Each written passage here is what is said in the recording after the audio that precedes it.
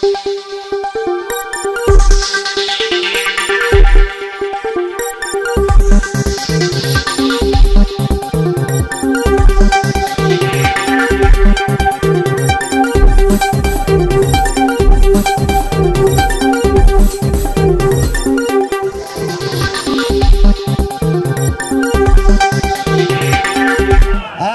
जान हो, पूरे महायुति की शान हो। हम तो आपको देवानंद समझ बैठे थे, आप तो दबंग के सलमान खान हो। महाराष्ट्राचे आराध्य दैवत छत्रपती शिवाजी महाराजांना मानाचा मुजरा, भारतीय घटनेचे शिल्पकार परमपूज्य डॉक्टर बाबासाहेब आंबेडकरांना अभिवादन करून आज धारावी विधानसभेचे आपले लोकप्रिय उमेदवार राजेश खंदारेजी, सिद्धार्थ कासारेजी, आमचे अफसरभाई विष्णू गायकवाडजी, राजेश भाजपाचे आपले जिल्हाध्यक्ष आणि माझे मित्र राहुल लोंढे, मंचावर उपस्थित सर्व मान्यवर, उपस्थित बंधू आणि भगिनी, आज ह्या ठिकाणी आपण संविधान संवाद मंच हा एक कार्यक्रम आयोजित केलेला आहे आणि तो आयोजित करण्याचं कारण लोकसभेला जो संविधानाच्या माध्यमातून जो एक गैरसमज पसरवण्यात आला, एक भीतीचं वातावरण निर्माण करण्यात आलं, तो गैरसमज दूर करण्याकरता, ते भीतीचं वातावरण दूर करण्याकरता आज हा मंच या ठिकाणी आपण आयोजित केलेला आहे। आणि आपण कित्येक वक्त्यांनी सांगितलं की लोकसभेला खोटा प्रचार करून त्यांनी मतदान घेतलं, परंतु आपल्या सर्वांना सांगू इच्छितो की महायुतीचं जे सरकार आहे, माननीय मुख्यमंत्री एकनाथ शिंदे साहेब, माननीय उपमुख्यमंत्री देवेंद्र फडणवीस साहेब, माननीय उपमुख्यमंत्री अजितदादा पवार आणि केंद्रीय मंत्री रामदास आठवले साहेब, या सर्व प्रमुख नेत्यांच्या नेतृत्वाखाली, मार्गदर्शनाखाली जे सरकार महायुतीचं 2-2.5 वर्षाचं आहे, ते सरकार छत्रपती शिवाजी महाराजांचा आदर्श ठेवून काम करणारे सरकार आहे। ते सरकार परमपूज्य डॉक्टर बाबासाहेब आंबेडकरांचा आदर्श ठेवून काम करणारे सरकार आहे आणि म्हणून त्यांचा आदर्श ठेवत असताना समाजातील प्रत्येक घटकाला न्याय द्यायचं काम या सरकारच्या माध्यमातून झालेलं आहे। समाजातल्या महिला असेल, महिलांचं आर्थिक सक्षम करण्याकरता लेक लाडकी योजना असेल, लाडकी बहीण योजना असेल आणि कित्येक अशा लखपती दिदी योजना असेल, कित्येक अशा ज्या योजना आहेत ज्या महिलांना आर्थिक सक्षम करण्याकरता महायुतीच्या माध्यमातून झालेल्या आहेत। ज्येष्ठ नागरिकांकरता पण वयश्री योजना असेल, युवकांकरता आपण अनुदान विद्यावेतन द्यायची एक योजना, मुख्यमंत्री प्रशिक्षण योजना राबवलेली आहे।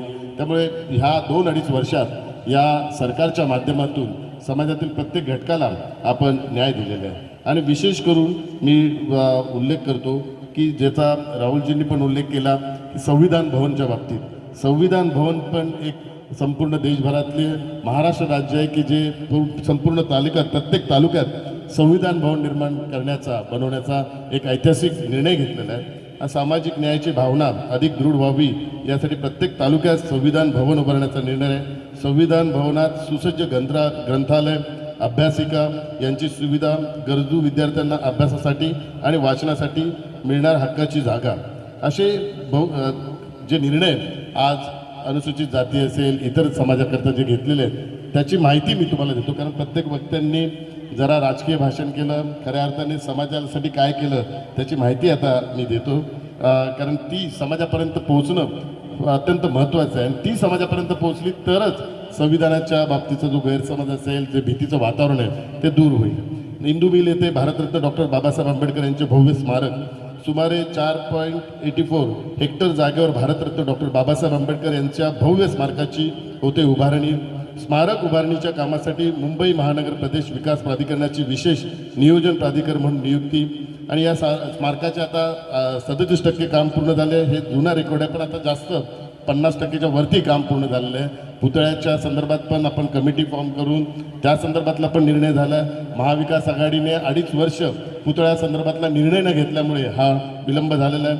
आंतरराष्ट्रीय स्मारकात 450 फूट उंचीचा आपला पुतळा आपण त्या ठिकाणी डॉक्टर बाबासाहेब आंबेडकरांचा बसवणार आहे। साहित्यरत्न अण्णाभाऊ साठे यांचे घाटकोपरला आपण आंतरराष्ट्रीय स्मारक बनवतोय। साहित्यरत्न लोकशाहीर अण्णाभाऊ साठे यांचे आंतरराष्ट्रीय दर्जाचे स्मारक मुंबईतील चिरागनगर घाटकोपर येथे सार्वजनिक निकडीचा प्रकल्प म्हणून उभारण्यास मंत्रिमंडळ बैठकीत मान्यता दिली। या स्मारकासाठी 305,29,29,173 इतका खर्च येईल। झोपडपट्टी पुनर्वसन प्राधिकरणामार्फत हे स्मारक आपण आता उभारण्यात येत आहे। साहित्यरत्न लोकशाहीर अण्णाभाऊ साठे संशोधन व प्रशिक्षण संस्था चिरागनगर घाटकोपर असे नाव या स्मारकास देण्यात आलेले आहे। बौद्ध संस्थांना 10 लाख रुपये देण्याचा जो ऐतिहासिक निर्णय ह्या मंत्रिमंडळाने घेतलेला आहे. ज्या बौद्ध संस्था आपल्या आहेत, ज्या बौद्ध विहारांच्या संस्था आहेत, ज्या रजिस्टर संस्था आहेत, त्या ठिकाणी 51% बौद्ध समाजाचे प्रतिनिधित्व आहे.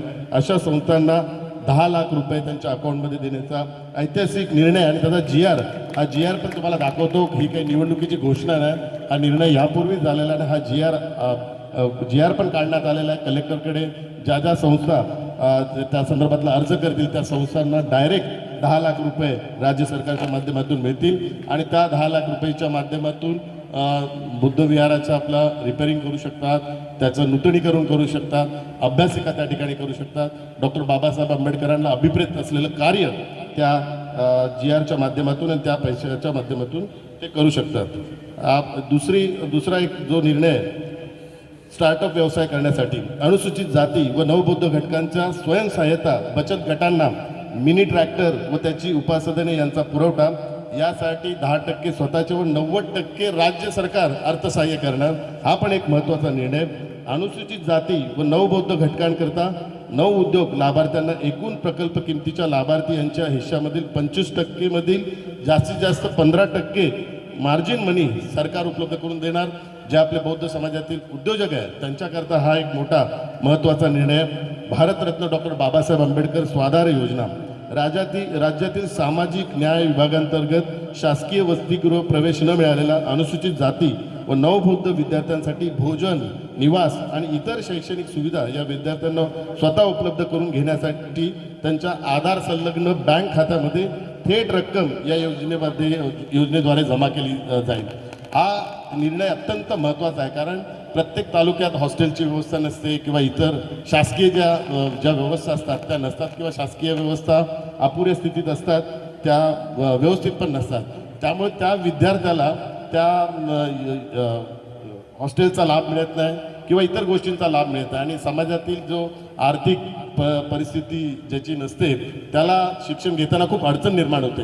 त्यामुळे हा निर्णय एवढा महत्त्वाचा आहे की तालुका पातळीवर जो मुलगा आपला शिक्षण घेतो त्या मुलाला त्याच्या जेवणाकरता, त्याच्या हॉस्टेलकरता जे काही पैसे जो महिन्याभराचा खर्च असेल 2,000, 3,000, 5,000 तो डायरेक्ट त्याच्या अकाउंटमध्ये देण्याचा निर्णय हा झालेला आहे आणि विद्यार्थ्यांकरता खूप तो महत्त्वाचा निर्णय आहे. भारतरत्न डॉक्टर बाबासाहेब आंबेडकर सामाजिक विकास योजना अनुसूचित जाती व नवबौद्ध घटकांच्या वस्त्यांमध्ये पाणी पुरवठा, मलनिस्सारण, पोहोच रस्ते, अंतर्गत रस्ते, सार्वजनिक शौचालय, गटारे, समाज मंदिरे, वाचनालय, अभ्यासिका, धम्म केंद्र, विपश्यना केंद्र या कामे या योजनेच्या अंतर्गत आपण करत आहोत. गटई स्टॉल योजना अनुसूचित जातीतील चर्मकार समाजातील चर्मकार, ढोर, होलार, मोची इत्यादी व्यक्तींना त्यांचे जीवनमान उंचवणे, रस्त्याच्या कडेला काम करणाऱ्या कारागिरांना गटई स्टॉल पुरवण्याच्या योजना 100% अनुदानावर देतो आपण. आयुक्त समाज कल्याण पुणे या महामंडळातर्फे संयुक्तपणे राबवण्यात येत आहे. दुसरा एक महत्त्वाचा निर्णय या मंत्रिमंडळाच्या माध्यमातून आपण घेतला. अनुसूचित जाती जमातीच्या जात वैधता प्रमाणपत्र मिळणे सुलभ. हा आपल्या विद्यार्थ्यांकरता खूप कठीण किंवा आपल्या समाजातील समाज बांधवांना पण जे अनुसूचित जातीचं वैधता जात प्रमाणपत्र आहे ते मिळण्याकरता खूप अडचणी व्हायच्या. तर त्याकरता आता आपण शासनाने निर्णय घेतला आहे. अनुसूचित जाती जमातीच्या जात वैधता प्रमाणपत्र मिळण्यातल्या अडचणी दूर करण्यासाठी महाराष्ट्र अनुसूचित जमाती, भटक्या जमाती, इतर मागासवर्ग, विशेष मागासवर्ग मध्ये आपण सुधारणा केलेल्या आहे. चुकीच्या नोंदीच्या आधारे वैधता प्रमाणपत्र देण्यात आल्यास अशा प्रकरणात प्रमाणपत्राची पुन्हा पडताळणी करण्याची तरतूद नसल्याने हे प्रमाणपत्र रद्द करण्याच्या अडचणी आहेत. त्यामुळे वैधता प्रमाणपत्राचे पुनर्विलोकन अशा खूप असे निर्णय ज्या जात वैधता करता आपण केलेल्या आहेत. मागासवर्गीय समाजासाठी राबवण्यात असलेल्या विविध योजना भारतरत्न डॉक्टर बाबासाहेब आंबेडकर सामाजिक विकास योजनेतून जून 2022 पासून 961 कोटीचा विकास निधी आपण मंजूर करण्यात आलेला आहे. चर्मकारांसाठी देवनार येथे लेदर पार्क, कोल्हापूर गोवंडी येथे चर्मोद्योग प्रशिक्षण केंद्र, रमाई आवास योजनेच्या अंतर्गत 1,53,435 घरकुले आपण बांधणार. त्यातील 25,000 घरे ही मातंगांसाठी आपण रिझर्व ठेवलेली आहे. अण्णाभाऊ साठे संशोधन व प्रशिक्षण संस्था आरटीची स्थापना केली. हाताने मैला उचलण्याच्या प्रथेचं उच्चाटन करण्यासाठी रोबोटिक स्वच्छता यंत्रे तसेच यांत्रिक उपकरणे आपण घेतलेली आहे. मागासवर्गीय विद्यार्थ्यांना लागू शैक्षणिक शुल्क शिष्यवृत्तीच्या योजना ह्या आपण चालू केलेल्या आहे. सफाई कामगारांच्या वारसा हक्कांच्या अंमलबजावणीत कारण सफाई कामगारांच्या आपल्या माटुंगा लेबर कॅम्पमध्ये पण आहेत सर्व. मागासवर्गीय सहकारी गृहनिर्माण योजनेची इमारत पुनर्विकास धोरण, अनुसूचित जाती विद्यार्थ्यांसाठी निर्वाह भत्ता, बार्टी, सारथी, महाज्योती, अमृत या संस्थांच्या कार्यक्रमात समानता, मातंग समाजासाठी आरटी, अशा कित्येक आपण योजना ह्या समाजाकरता आपण केलेल्या. वडा सिद्धार्थ हॉस्टेलचा पण विषय अत्यंत महत्त्वाचा, तो त्याच्याकरता आपण आर्थिक तरतूद केलेली आहे. आणि तिथे आपण समाजाकरता जिमखाना पण बनवतोय आणि त्या ठिकाणी तो पण एक महत्त्वाकांक्षी आपण निर्णय घेतलेला आहे. तर ह्या गोष्टी सांगण्याचा मूळ उद्देश हा की हे सरकार डॉक्टर बाबासाहेब आंबेडकरांच्या विचारांचं सन्मान करणारं सरकार आहे आणि हे सरकार हे नेहमीच डॉक्टर बाबासाहेब आंबेडकरांचा आदर्श ठेवून काम करणारं सरकार आहे. म्हणून पुढची 5 वर्ष ही अत्यंत महत्त्वाची आहे आणि त्या 5 वर्षाच्या सरकारमध्ये आपले राजेश खंदारे आमदार म्हणून त्या ठिकाणी जाणं अत्यंत महत्त्वाचं आहे. आता संविधानाच्या बाबतीत बोलतो, सगळ्यांनी संविधानाच्या बाबतीत खूप चर्चा केली, पण गायकवाड परिवारातर्फे संविधानाचा कधीच सन्मान करण्यात आला नाही. अशी कित्येक उदाहरणं आहेत, त्यातलं फक्त 2 उदाहरणं मी सांगतो कारण वेळ जास्त झाला, उमेदवारांना पण बोलायचं आहे. त्यातले संविधानाचा जो आपला अनुच्छेद आहे, संविधानाचा अनुच्छेद 21, संविधानाचा अनुच्छेद 21 काय बोलतो? संविधान अनुच्छेद 21 में कहा गया है कि कानून द्वारा स्थापित प्रक्रिया के अलावा किसी भी व्यक्ति को उसके जीवन से वंचित नहीं किया जाएगा.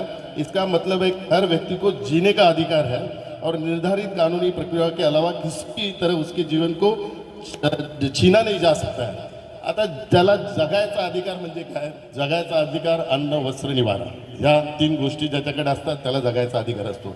डॉक्टर बाबासाहेब आंबेडकरांनी कलम 21 मध्ये, अनुच्छेद 21 मध्ये आपल्याला तो जगायचा अधिकार दिला आहे आणि ह्याच गायकवाड परिवाराने गेले कित्येक वर्ष हा अनुच्छेद 21चं उल्लंघन केलं आहे. या अनुच्छेद 21 मध्ये जो जगायचा अधिकार आहे धारावीकरांना, चांगल्या घराचा, चांगल्या पाण्याचा, चांगल्या निवाऱ्याचा, चांगल्या परिस्थितीचा, चांगल्या हॉस्पिटलचा, चांगल्या शाळेचा, हा डॉक्टर बाबासाहेब आंबेडकरांनी जो अनुच्छेद 21 नुसार जो आपल्याला अधिकार दिला आहे त्या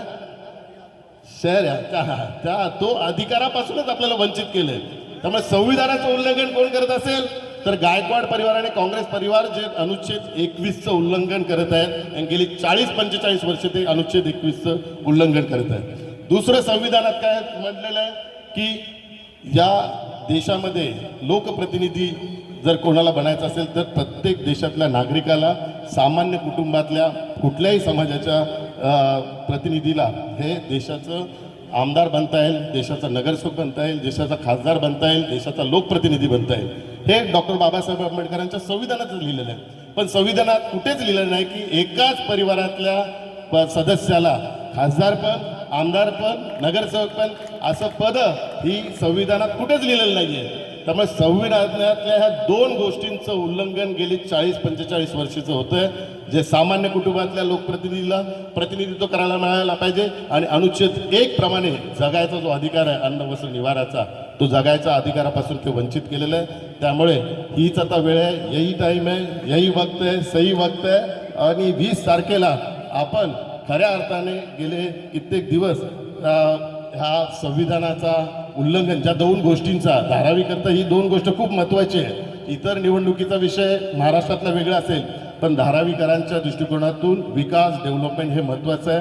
हे 40-45 वर्ष संविधानाचा अनुच्छेद 21 प्रमाणे आम्हाला चांगल्या घरापासून वंचित करत आहे आणि आज कुठे महायुतीचं सरकार आम्हाला चांगलं घर द्यायला पुढे आलेलं आहे, आम्हाला चांगलं हॉस्पिटल द्यायला पुढे आलेलं आहे, आम्हाला चांगली शाळा द्यायला पुढे आलेलं आहे, आमच्या मुलांच्या भवितव्याचा विचार करत आहे, आमच्या परिवाराच्या भवितव्याचा विचार करत आहे. म्हणून आज आपण सर्वांनी या ठिकाणी शपथ घेऊया की संविधानाच्या अनुच्छेद 21चं जे उल्लंघन गायकवाड परिवाराने केलेलं आहे त्याचा निषेध म्हणून आपण मतदानाच्या माध्यमातून राजेश खंदारे यांना भरघोस मतांनी विजयी करा ही आपल्या सर्वांना विनंती करतो. धन्यवाद. जय भीम, जय महाराष्ट्र. हटाओ!